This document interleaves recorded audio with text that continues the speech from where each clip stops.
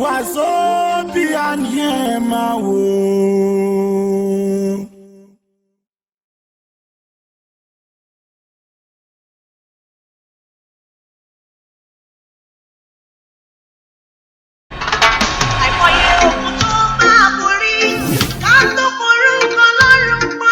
Ọpẹ́ o, New Beginning Apostolic Evangelical Church Olúwa ti ṣèyí náà o níbi tí ohùn Olúwa ti fagi Kédárì ya. Ohun tójú olóko bá rí o nítorí ògo ni.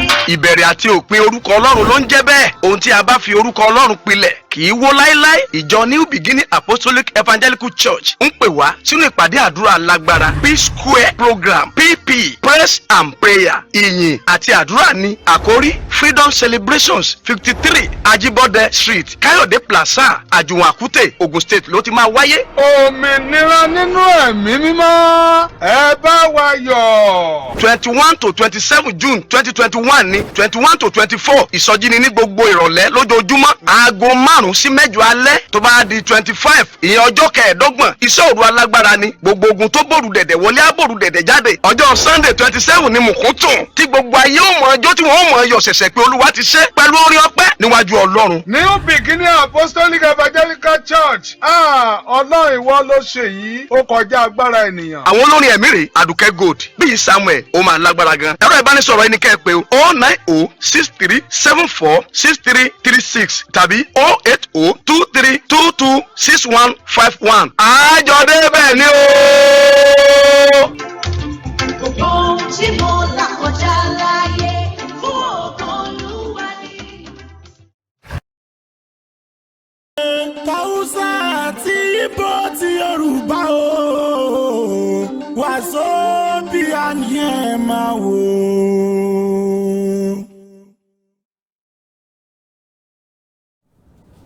Ẹ káàbọ̀ padà sórí ètò Wazobia Plus tó ń dé sí ojú amóhùnmáwòrán yín láti Muri International Television. Àwọn àlejò mi ẹni ọ̀wọ̀ ni wọ́n ti bá wà pé lórí ètò yìí. Inú mi máa ń dùn tí ẹni ọ̀wọ̀ Pastor Olúwagbénga David lẹ́ni yìí tí wọ́n wá wáyìí wọn ò dá wá torí mo challenge wọn the other time wọ́n wá mú mọ́mí jí ò dání Pastor Mrs. Olúwatóyìn David ti ìjọ New Beginning Apostolic Evangelical Church. Ẹ káàbọ̀ sórí ètò Wazobia Plus. Ẹ̀gbọ́n ma. Yes sir. Mọ́mí wa ẹ káàbọ̀ ma. Mi ìfẹ́ kẹ́ wá ṣáàyè o. Mi ìfẹ́ kí Pastor Olúwagbénga David kan parí láyé o. Ṣé wọn pọ̀ obìnrin làwa láyé? Bẹ́ẹ̀ ni o. Ẹ̀yin ni mo fẹ́ kẹ́ gbégbé orókè o. Contest tàwa ya fẹ́ ṣàdúrà fáwọn èèyàn ni. Ẹ jọ kí lẹ ní fún wa lẹ́nu. Ṣé kí ẹ má jẹ́ bẹ̀rẹ̀ pẹ̀lú yín? Pastor Mrs. Kí lẹ ní fún wa lẹ́nu? Kan tí mo nílé ní ó tóbi gan. Olúwa ṣeun. Nítorí pé èní ni ọjọ́ tí Olúwa ti yà sí ọ̀tọ̀ especially fún gbogbo àwa obìnrin. Tí a bá jẹ́ obìnrin rere lọ́dẹ ọkọ àdẹ́ tí a jẹ́ òbí rere tí a dẹ̀ mọ iṣẹ́ tí Ọlọ́run gbélé wa lọ́wọ́ tá a fẹ́ kùnà ẹ̀. Nítorí pé obìnrin rere ó máa ń fi àdúrà tú ọjọ́ ọ̀la àwọn ọmọ ṣe. Bẹ́ẹ̀ ni obìnrin rere máa ń ti ọkọ ẹ̀ lẹ́yìn nípa àdúrà. Torí yẹn ni a ṣe dìde lẹ́nu láti wá sọ fún àwọn ẹgbẹ́ mi obìnrin wípé ní gangan ní ọjọ́ yẹn pé ta máa wá láti wá gba ìtúsílẹ̀ nítorí pé ẹni tó bá wà nínú túbú kò mọ nǹkan tó ń ṣe níta ẹni tí èṣù bá dè mọ́lẹ̀ ó wáyé ayé asán ni mà. Ọlọ́run má jẹ́ wáyé asán. Mo gbàládùra ní orúkọ Jésù níbi gbogbo tó ti ń gbóhùn wa ní orúkọ Jésù àní wálé ayé asán. Ibikíbi tí ògo wa tí ó wọlẹ̀ sí ní orúkọ Jésù mo gbàládùra ní orúkọ Jésù Ọlọ́run ọ̀run á pè jáde lórúkọ Jésù. Àmín. Ẹ ṣé mo dúpẹ́. Ṣé rí bẹ́ ṣe wọlé yẹn mo love it. The vibrancy the vivaciousness. It is good to be a praying woman. Tí o bá dúró ti Ọlọ́run ọba kò síbi tó ti ní dúró kó sọ̀rọ̀ kò sí pé ẹnìkan kinní kan ló ń dún kòkò mọ́ èèyàn Ọlọ́run á túbọ̀ máa fi aṣọ agbára yín báyìí àti ìmọ̀ yín aṣọ di ọ̀tun ẹ̀mí mímọ́ á túbọ̀ gbé yín wọ̀ jù báyìí lọ. Pastor David ẹ ṣe mọ̀ pàwọ̀ obìnrin la lòdì lẹ́nu okay ẹ sọ the other time ẹni pé ní ìgangan ni ìṣọ́ òru ló máa wáyé mo fẹ́ kẹ́ túbọ̀ yànnà náà síwájú sí. Inú mi dùn fún báwọn ṣe bẹ̀rẹ̀ ètò orin ẹni màá jẹ́ wáyé lásán má jẹ́ ṣe làálàá lásán o fèrè sí iṣẹ́ mi olúwa. ṣe rí àìmọye ayé láti bàjẹ́, àìmọye ògo láti sọ di ìdàkudà. Mo ti sọ nígbà kan rí, nígbà tí ẹ pè mí wá sórí ètò kan, mo ní ó pẹ́ kí n tó mọ̀ wípé ògo mi ayé fi ń wọ́lẹ̀. Bẹ́ẹ̀ni, the other time bẹ́ẹ̀ni program, yes. ṣùgbọ́n àdúrà ló gbé ògo mi jáde. Mo ní mi ì jẹ́ kó sú mi, mi ì jẹ́ kó rẹ̀ mí. Bí mo ṣe lọ sí orí èpè àkọ́kọ́ ni mo ń lọ sí ìkejì, pé olúwa ṣe àwárí ògo mi. Mọ́mì, ṣe rí ọ̀pọ̀lọpọ̀ èèyàn ló ń rìn o, tí wọ́n ní ẹni tí ó bá rí nǹkan lẹ̀rù máa ń bà. Tá a bá ṣí lójú tẹ bá rí nǹkan tó pamọ́, ẹ wò ó nígbà míì ẹ kàn dédé ẹ sọ pé ẹ fẹ́ sùn odidi ọjọ́ mẹ́ta pé kéèyàn kankan máa jí, torí pé ọ̀pọ̀lọpọ̀ èèyàn ló ń rìn togotogo ṣùgbọ́n tí wọ́n ti pa ògo wọn dà.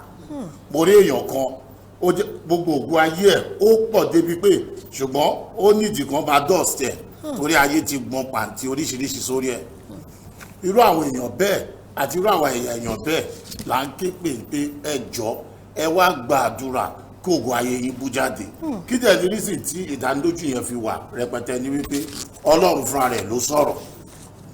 Ṣé rí mo sọ ní last time, mo ní number 1 new beginning gẹ́gẹ́ bí ìjọ miracle ni. Gbogbo nǹkan tó ń pè ní registration 2020 wọ́n cancel ẹ̀, wọ́n cancel portal yẹn. Bẹ́ẹ̀ new beginning wọ́n cancel ẹ̀, wọ́n gbé certificate wá wálé wa. Wọ́n béèrè lọ́wọ́ mi pé àwọn àgbáwo ni mo mọ̀ ní government, mo ní mi mọ̀ anybody. Ṣèbí Ọlọ́run ló fún wa. Ìyẹn ni ẹ sọ nígbà tí mo wá. So Ọlọ́run yẹn náà ló tún wá sọ̀rọ̀ wípé new beginning tá à ń sọ yìí kò tí ì pé oṣù méje. Ó ní ó yá òun máa fún yín ní ìjọ tuntun, bóun ṣe máa ṣe ó máa yẹ everybody lẹ́nu. Ó dẹ̀ ṣe bẹ́ẹ̀ lóòótọ́, àti parí ìjọ yẹn ló wá ní pé òkè ẹ fi orin ìyìn àti àdúrà wọnú ìjọ. Ìyẹn ló mú odidi ọjọ́ méje praise yẹn wọlé wá. praise and prayer. Bẹ́ẹ̀ ni ní àná sí aláṣeyọrí ló wà ń bẹ̀ lánàá. Ní ìjẹta bíi Samuel ló wà ń bẹ̀. Ní ìjẹrin owó ẹ̀yẹ àti ọmọ tá à ń pè ní Àdùkẹ́ Gold. So bọ́ ṣe ń kọ orin làwọn wòlíì náà ń fi àdúrà tẹ̀lé, torí pé orin yẹn ló kọ́kọ́ ń ṣí páyà ló ń ṣí ọ̀run sílẹ̀. Ẹ ṣeun Pásítọ̀ Olúwagbénga David. Mọ́mí jí o, mo nífẹ̀ẹ́ yín gan-an. N tí mo nífẹ̀ẹ́ ni wípé mo like ṣé nígbà tí mo sọ pé mo fi challenge síwájú yín ẹ̀dẹ̀ hàn báyìí. Ìsọdọ̀tun gidi ni ẹ̀yin èèyàn wá ń lé. Ẹ wò ó, Pásítọ̀ Olúwagbénga, Pásítọ̀ Mrs. Olúwatóyìn David tí ìjọ New Beginning Apostolic Evangelical Church wọ́n sì wà nílé agodo pẹ̀lú wa. Ẹ jẹ́ ká délé agbára fún ìṣẹ́jú kan kábọ̀, tí a bá padà dé ètò ń tẹ̀síwájú, ẹ máa bá wa kálọ.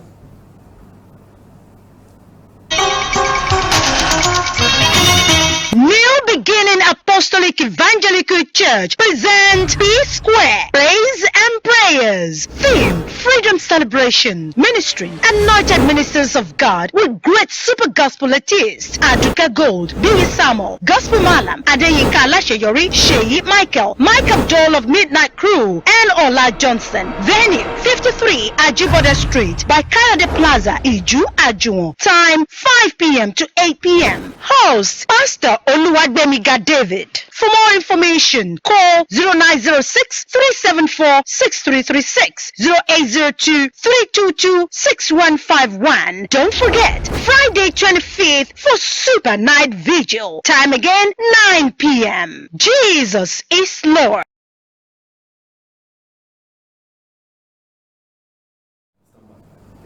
Ẹ káàbọ̀ padà sórí ètò Wazobia Plus.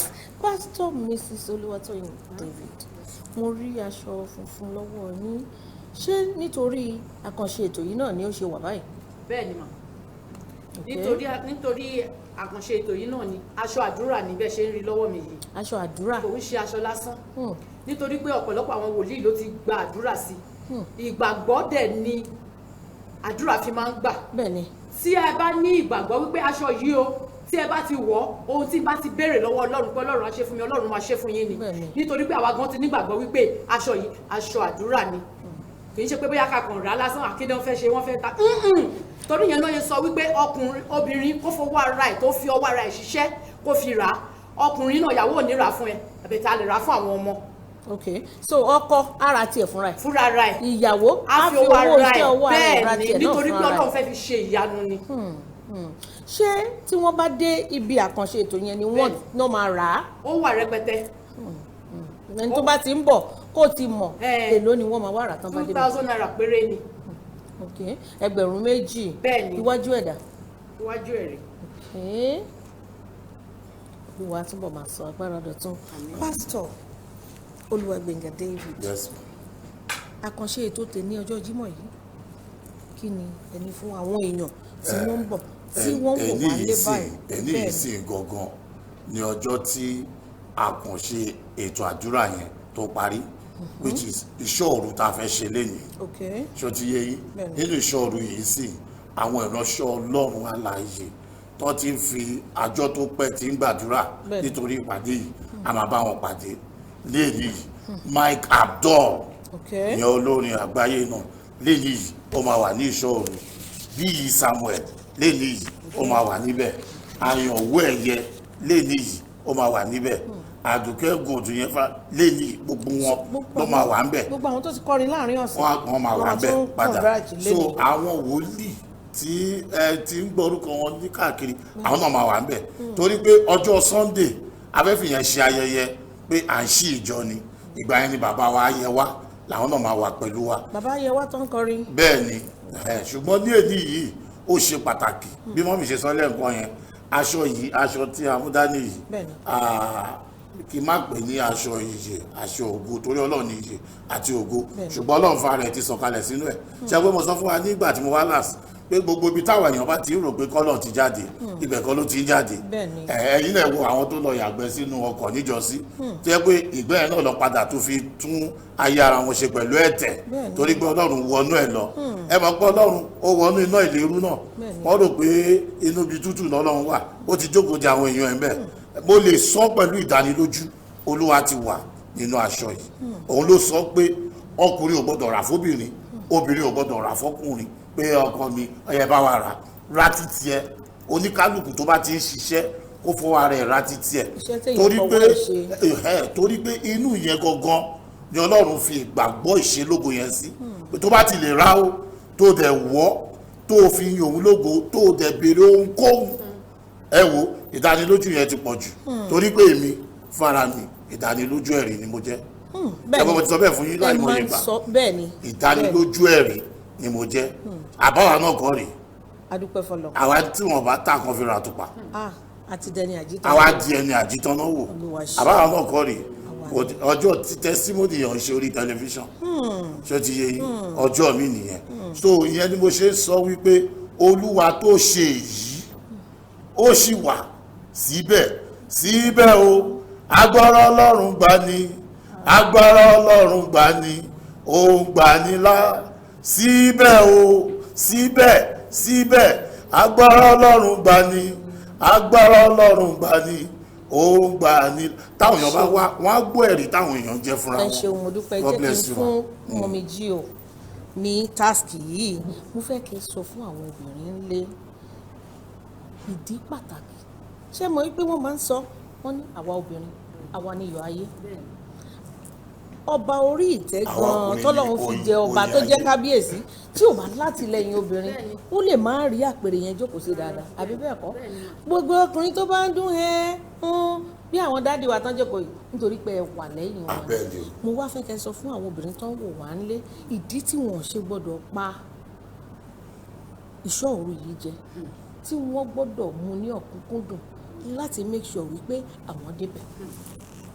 ẹ̀yin obìnrin ẹgbẹ́ mi nílé ẹ̀yin ìyá mi in fact ó ṣe pàtàkì wípé kí a wà ní ìṣọ́ òru yìí ó dẹ̀ ń ṣe àwa nìkan o a bá ti ń bọ̀ ká mú àwọn ọmọ wa dání impossible kan tó bá lè dáàdi wa ẹ gbọ́dọ̀ tẹ̀lé mi lọ síbẹ̀ yẹn o ẹ gbọ́dọ̀ tẹ̀lé mi lọ síbẹ̀ yẹn ẹ ṣe kó wá gẹ́gẹ́ bí obìnrin rere nítorí pé ipa tí obìnrin ń kó nílé ayé mọ́mì ó pọ̀ gan kò ń ṣe ilé ọkọ nìkan láàrin ẹbí àti nínú nínú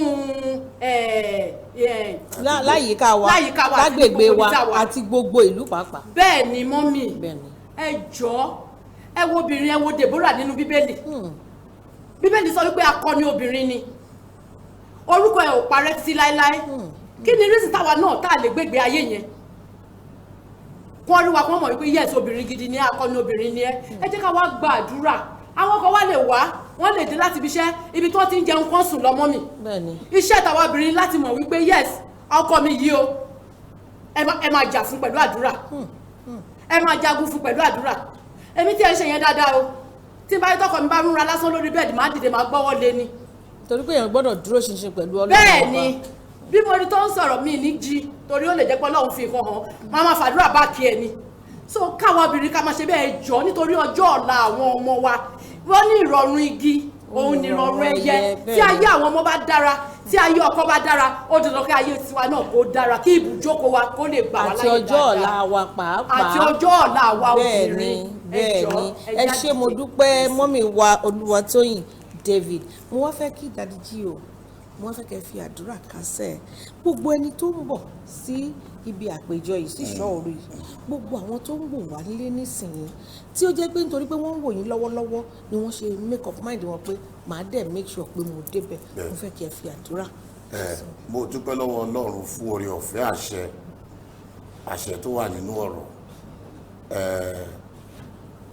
mo sọ̀rọ̀ àṣẹ yìí jáde nítorí pé ẹ̀rí ń tẹ̀lé àṣẹ ni wípé ní orúkọ ti Jésù gbogbo ibi tí ẹ ti ń wò wá lọ́wọ́lọ́wọ́ yìí àlàáfíà Ọlọ́run kó bá yín gbé níbẹ̀ àmín oore ọ̀fẹ́ Ọlọ́run kó tó yín níbẹ̀ àmín mo gbàdúrà fún gbogbo ẹ̀yin tẹ́ wà ní orí àkéte àìsàn lọ́wọ́lọ́wọ́ lórúkọ Jésù ẹ̀mí mọ́ kó gbé yín dìde àmín mọ́mì màmá kan wà lórí àkéte àìsàn fòdìdí ọdún méjì lẹ́yìn ìgbà tí wọ́n gbọ́ ètò wọ́n sọ pé a gbàdúrà pé okun wọnú ẹsẹ̀ àwọn ẹsẹ̀ tí wọ́n lè gbé wọ́n wá bẹ̀rẹ̀ sí ní fi ẹsẹ̀ yẹn rìn mo sọ tàṣẹtàṣẹ exactly bẹ́ẹ̀ tó ṣe rí nínú ayé màmá yẹn fún gbogbo ẹ̀yin tẹ́ wà lórí ìdùbúlẹ̀ àìsàn èmi kọ́ ló ń ṣe Ọlọ́run ló ń ṣe Ọlọ́run tó ṣe yẹn lọ́wọ́lọ́wọ́ ó yá kó máa wò yín sàn àmín gbogbo ẹ̀yin tí ẹ̀ ń fẹ́ iṣẹ́ ọ̀run kó máa pèsè iṣẹ́ fún yín gbogbo ẹ̀yin tẹ́ ń wojú Ọlọ́run fún ọmọ alálùbáríkà ọ̀run kó pèsè ẹ̀ fún yín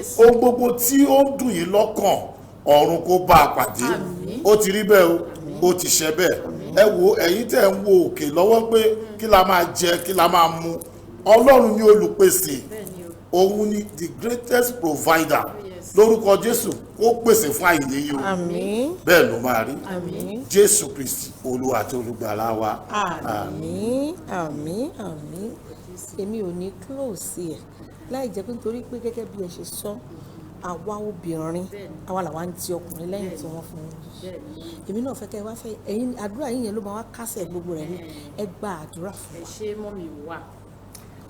ẹ má bínú máa kẹ́ tún gbàdúrà nọ́mbà 53 ẹ máa sọ Ajibode Street nọ́mbà 53 ní Alágbolé Àjùwọ̀n bẹ́ẹ̀ ni ibẹ̀ ni ìṣọ́ òru ti máa wáyé gbogbo ẹni tó bá ṣàtidé Alágbolé a ṣe ètò síbẹ̀ kí mọ́tò lè gbé wa dé church láti Alágbolé tàbí ní Ìṣàgá Elliot so àwọn landmark tá a lè fi wọ ibi tí ìjọ wà nìyẹn so ẹ dẹ̀ lè pè wá sórí ẹ̀rọ tí ẹ rí ẹ̀rọ ìbánisọ̀rọ̀ tó hàn lójú amóhùnmáwòrán yìí kí mọ́ mi pe nọ́mbà tiwọn náà ó dà nígbà tó gba àdúrà yẹn ẹ kọ́kọ́ bá mi pe nọ́mbà yín fún àwọn èèyàn tí wọ́n bá jẹ́ obìnrin tó jẹ́ pé wọ́n lè má fẹ́ bọ́kùnrin sọ̀rọ̀ á jẹ́ pé obìnrin ni wọ́n fẹ́ bá sọ̀rọ̀.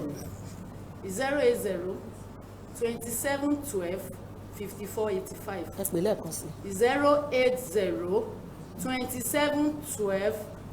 080-2712-5485. ó yẹ bá wa fàdúrà kásẹ̀ ńlẹ̀. orin kan sọ wípé ará àdúgbò níbo ni ká gbé sí ẹ kúrò lọ́nà ẹ jẹ́ ká fẹ̀yìn gbé jáde lórúkọ Jésù kò ní kàn wá o bàbá lórúkọ Jésù ẹrù tí abiyamọ ò kì í tú mo gbà ládùúrà ní orúkọ Jésù wọn ò ní gbé sẹ́nu ọ̀nà wa lórúkọ Jésù mo gbà ládùúrà ní orúkọ Jésù lẹ́lẹ́kejì sẹ́ mo ní ẹrù tí abiyamọ ò kì í tú tó máa ẹ mọ̀ màjẹ́ ó tú ẹ jẹ́ àfẹ̀yìn gbé jáde ìyá ẹ̀ ò máa gbọ́dọ̀ rí bàbá ẹ̀ ò máa gbọ́dọ̀ rí mo gbà ládùúrà ní orúkọ Jésù wọn ò ní gbé sẹ́nu ọ̀nà wa ní orúkọ Jésù nínú fìjì yìí ní orúkọ Jésù gbogbo ohun tí ẹ bá ń tọrọ ní ọ̀dọ̀ Ọlọ́run ọ̀run á fi lé yín lọ́wọ́ ìtúsílẹ̀ ní kíkún á jẹ́ tiwa àlàáfíà á jẹ́ tiwa ibikíbi tí ọ̀tá gbé ògo wa pamọ́ sí ní orúkọ Jésù ẹ̀mí mímọ́ wá pè é jáde àrógo wa lò ayọ̀ wa kún bẹ́ẹ̀ ló máa rí ó ti rí bẹ́ẹ̀ Jésù Olúwa wa.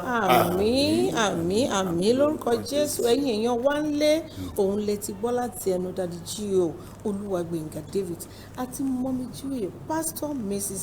Olúwatóyìn David wọ́n pè wá síbi ìṣọ́ òru àkànṣe ìṣọ́ òru ìsọdọ̀tun ìtúsílẹ̀ tí ó máa wáyé ní alẹ́ òní ní nọ́mbà 53 Ajibode Street Alágbolé Àkútè ẹ jọ̀ọ́ gbogbo ẹ̀yin tí ẹ̀ ń wò wá nílé ẹ jẹ àǹfààní yìí especially àwa obìnrin àwa la máa ń fi àdúrà ran ọmọ àti ọkọ lọ́wọ́ ẹ má jẹ́ ká gbẹ̀yìn lórí ètò lónìí ẹ̀rí wípé àdúrà la fi kásẹ̀ ní èní Jímọ̀ ọjọ́ ńlá àdúrà la fi bẹ̀rẹ̀ àdúrà la fi kásẹ̀ Olúwa adúpẹ́ púpọ̀ Wazobia Plus ètò tó lóyin tó ládùn tí gbọ́ngbọ́n kan sí títí di ọ̀sẹ̀ tó ń bọ̀ ní ọjọ́ Monday nítorí pé èmi náà gbà ládùúrà pé ní dánìkan ṣe ayé wa gbogbo ẹni tó máa dúró tiwa tó máa jẹ́ ìpilẹ̀ṣẹ̀ rere fún wa tó máa jẹ́ support system rere Ọlọ́run á pèsè ẹ̀ fún gbogbo àtàwátà wà nílé agodo àtẹ̀yìn tí ẹ̀ ń wò wá nílé àti cameraman mi náà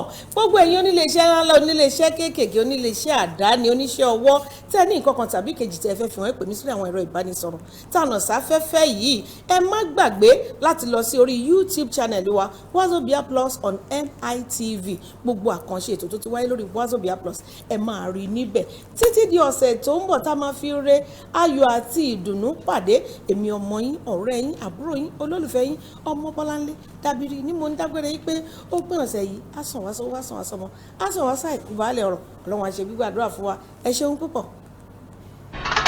àìmọye ogun tó máa borí ká tó korúkọ lọ́rùn pọ̀ ẹ̀lẹ́. ọpẹ́ o New Beginning Apostolic Evangelical Church Olúwa ti ṣèyí náà o níbi tí ohùn Olúwa ti ń fagi Kédárì ya. òun tójú olóko bá rí o nítorí ògo ni.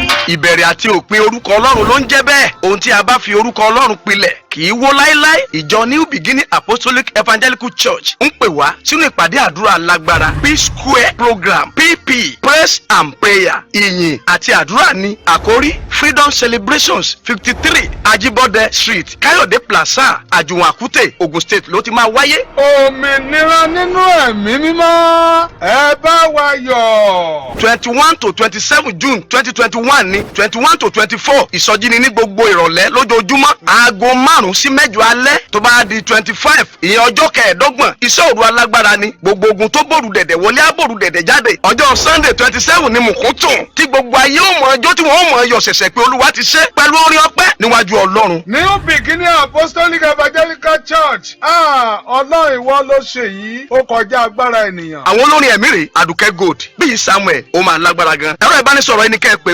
09063746336 tàbí 08023226151 àjọ̀dé bẹ́ẹ̀ ni o. gbogbo ohun tí mo là kọjá láyé fún ògo Olúwa ni.